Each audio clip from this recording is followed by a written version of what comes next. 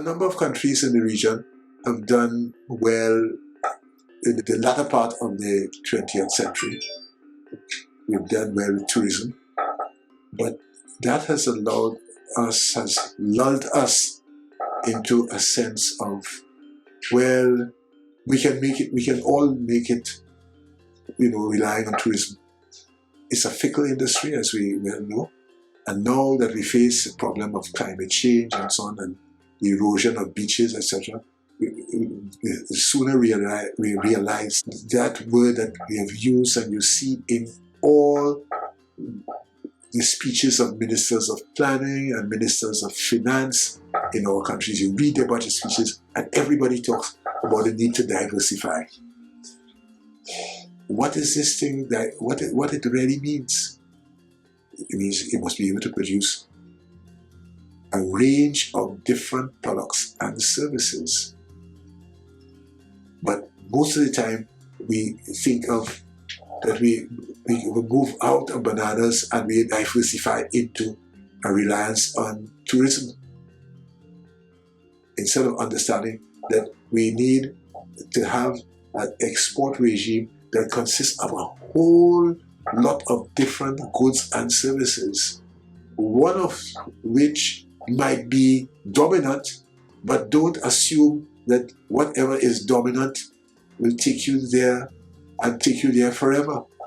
So you have to have a range of goods and services. And that means having a whole lot of people understanding that and not feeling that, well, the tourism sector is growing and we're going to be all right. Because look at what has happened with COVID. And look at what is in the offing, with what is in the offing with the push back on, I think it's yesterday or today. Yesterday, the World Meteorological Society has announced that we're going to hit the 1.5 soon, maybe as early as 2030. And the aircraft contributing to the emissions, people might be saying, well, we ought not to be going on these long holidays these distant places. Caribbean is distant to the main markets. So there'd be some kind of pushback. There might be, since there might be fewer planes coming, it means that the fares might be higher. And therefore, because the more planes you have, and if you have plenty of planes, you make your money with their being in the air. So if the world says, well, we have to reduce the commitment to, flying and tourism life, people flying, then there's that to deal with. That's in the offing. And we also know the problems that we've had with global warming that is destroying some of the infrastructure that, our coral reefs are dying quickly, Bahamas, Tobago, etc. All right? So that the sun, sea, and sand might not be as attractive. And as I mentioned, the issue of global warming, we have a major problem in this region that we have to upgrade our infrastructure. Every year we face, this is May, June is coming, and everywhere, surely in the Eastern Caribbean, people look at the weather every day. What is predicted for the next 24 hours? And they say it's going to be a very dynamic season. I don't know whether it's the Nino, the Nina, whatever. Whether it's the Nino or the Nina, we know what happens in this region. And, the clouds. I don't know too much about meteorology, but what concerns me, surely in the case of Trinidad, and I hope I don't have goat mouth, as they say in Trinidad. Trinidad and Tobago, and Trinidad in particular, advertises itself as being safe. Yeah. Advertised as being safe from the hurricanes. Now, a few years ago, I noticed something, that a hurricane formed off the coast of West Africa and took a right turn and headed up north and licked up Portugal, licked up parts of Britain and so on. Who is to say, and I'm sure only God will know, and knows, he not will know, he knows, that one of those hurricanes forming off the coast of West Africa might not veer more south and say, we never visited the north coast of South America. We never checked out Guyana. We never really checked out Venezuela. Of course, Trinidad is all in the path. So the pattern is changing. I'm not a meteorologist, but it's things I'm looking at, and I'm wondering if in this global climate change, if we're not going to have hurricanes passing where they did not travel before. And what it means in the Caribbean is not only about sea defenses, but a rebuilding of all of our infrastructure. Because nowhere is our infrastructure built to deal with events that occur once in every 50 years. The pattern is like, Dominica or somewhere, the Antigua, Barbuda, you get licked up this year. When you look at the data, you're seeing that the return events are more frequent now. So it's not 50 years, you're not building, the engineer said you should build a bridge or whatever, expect that you might have something, a calamitous, a catastrophe once in every 50 years. Now it's looking like once in every 5 years. We don't have the resources to rebuild. So we have to insist, and thank God for Mia Motley, we have to insist. Our voices have to be heard, and we have to insist. And some of the reparations money, some people are saying, well, surely in Trinidad, well, reparations for slavery and only a certain percentage of the population, so that we shouldn't, in some quarters, there's a kind of reticence about going after reparations, And no, exactly right. They industrialized, they helped mash up the place, and we are in the front line of the fallout, and therefore we have to insist that they contribute, and the insurance arrangements don't work, because insurance is for a year, and for the next year you have to pay a premium again for the next year. What we want is to have a fund that is built up to deal with the fallout of these hurricanes, and of course we have to treat with the matter of the engineering. We have I forget the standard that we're supposed to build to cubic. We have a cubic system, but we have to go to cubic 2.0. We have to upgrade, because our infrastructure, where we have to save people, has to be upgraded. And that means that when we talk about low-income housing will not be cheap. The Caribbean is an expensive place, and we are living here. So we are living in an expensive place. It's going to cost a lot of money, and they who are responsible for the destruction have to provide plenty more money, whether under reparations or whatever, to deal with our problem. And we must threaten them that if they don't, well, we will be the new boat people, which is what is happening in Haiti.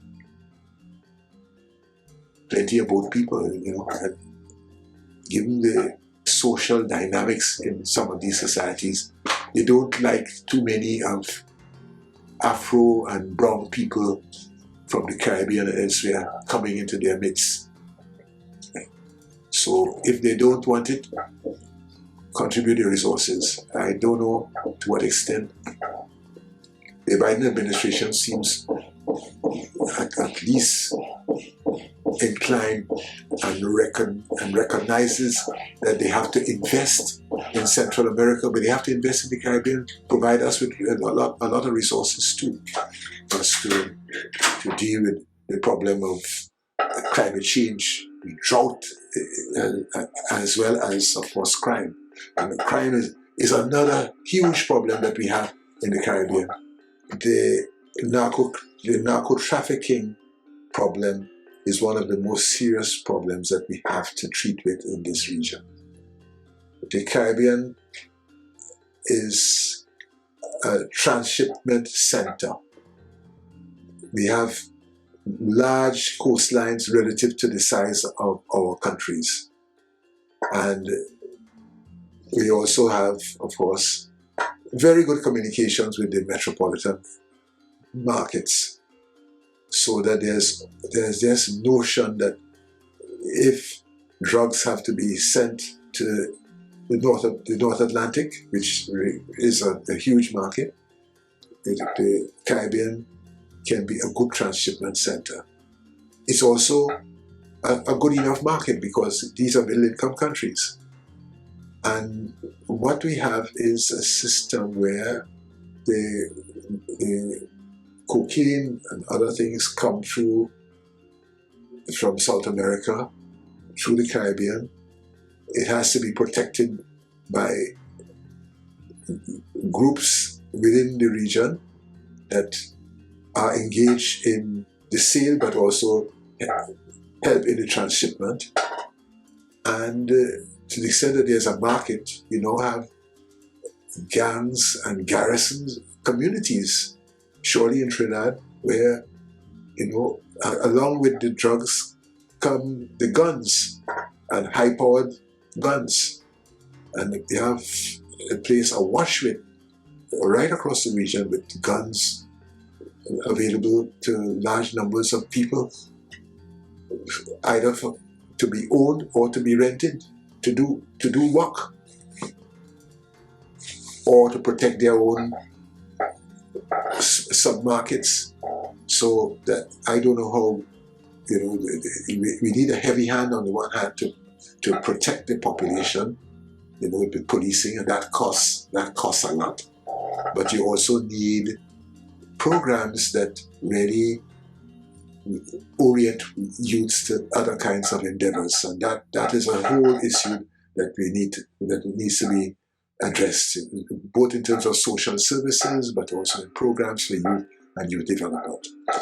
On the matter of ethnicity, and I myself have written a fair lot about it, because it takes me right back to both Lewis and Williams. And you see in Williams's, I don't know if he scripted it himself, but clearly he talked in the establishment of the state of Trinidad and Tobago anthem, "Here every creed and race find an equal place."